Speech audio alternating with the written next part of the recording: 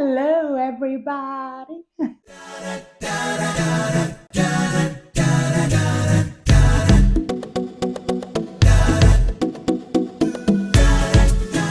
I'm in a different location. I just moved to um, an Airbnb uh, that is opposite, I think it's called the Bannerman Park. So, like, if I just open up my window, it overlooks the park. It's by the road, and so it's a bit noisy, but the apartment has a mixture of a vintage and urban feel to it. It's bright uh, and very open, so I like it here. I like it here as well. I've also got my kitchen to play with, and fridge and freezer, and I'll be doing more cooking. Um, I'm like 5 minutes away from Signal Hill, where the the training program or Participedia school is taking place in Canada, here in St. John's. And today, day two, was another exciting day. I liked it particularly because I significantly saw the intentional fusion of play into practice, into sharing the ideas of transnational democracy. So today was a lot about um, frameworks that have been designed that they would like participants to challenge based on the case studies that I shared the last time. So, like I said, my group, they call themselves Mosquito Group on Slack. I find that very, very interesting. And one thing that I've found that has been consistent throughout my training programs, anywhere I go, SWOT analysis still seems to be a very universal tool that serves any kind of purpose. For those of you who do not know what SWOT is, it's strength, weaknesses, opportunities, and threats. And I learned about the SWOT analysis during my time as an advertising exec, and it has served me throughout my time as an advertising exec till now. Even in the development space, it's constantly being used. And so the whole idea was to go through a SWOT analysis. Based on the SWOT analysis, tomorrow we will then select the pathway that we would like to explore, the transnational innovations that they've developed that they would like us to challenge. Today also, in a very, very playful way, I really loved the playfulness of the session that we had, focused on making decisions by doing decision making.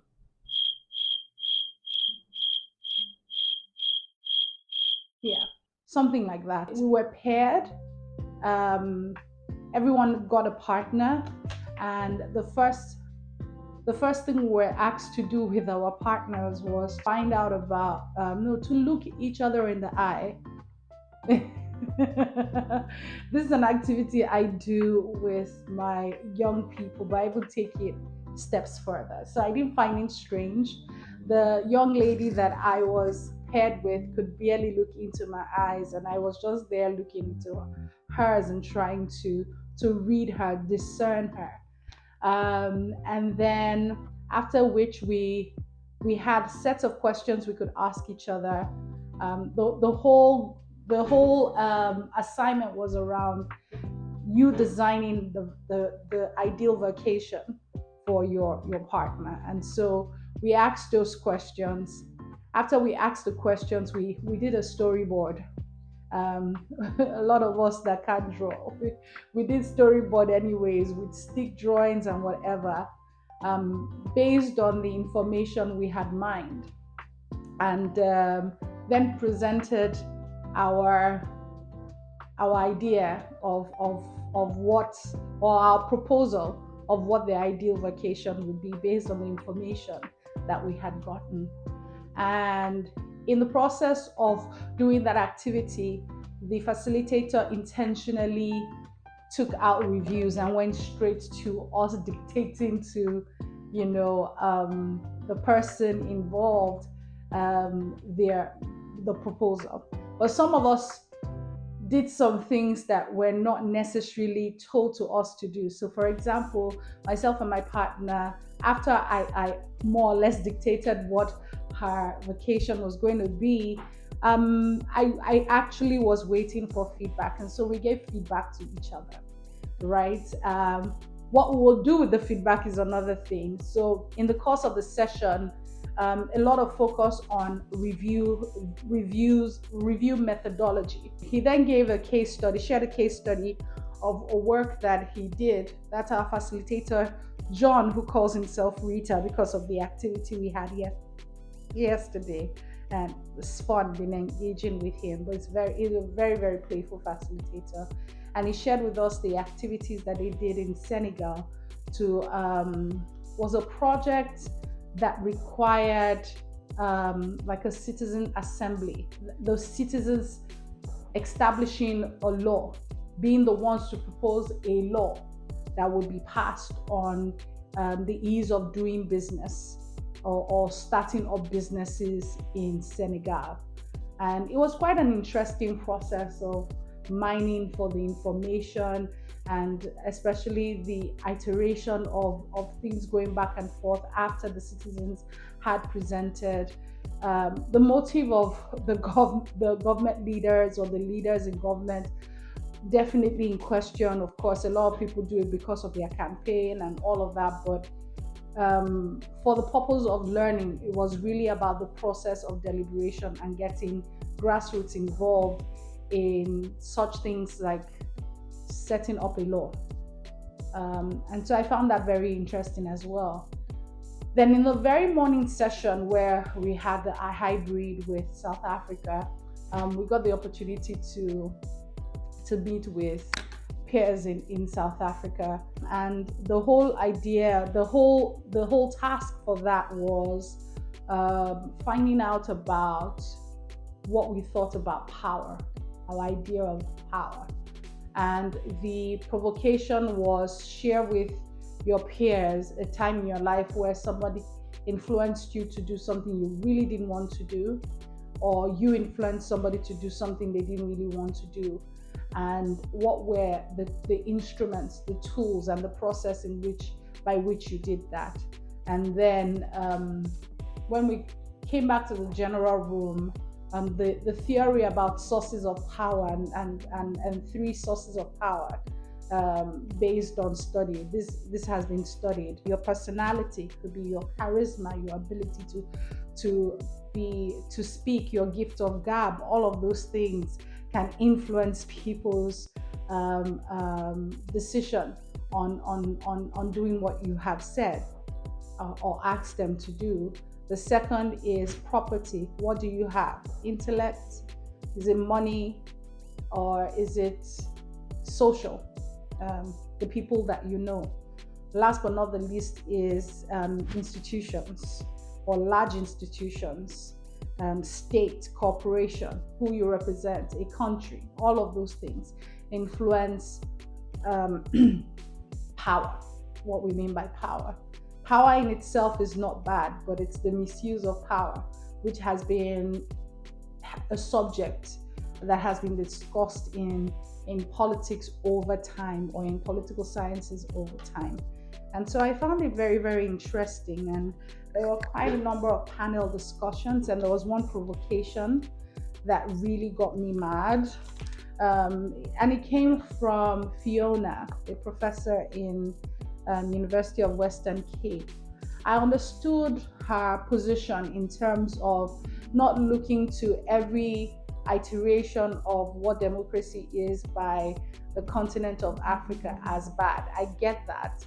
But you cannot tell me that patronism, which was a concept that I felt is very similar to godfatherism, should be seen as Africa's way of running democracy.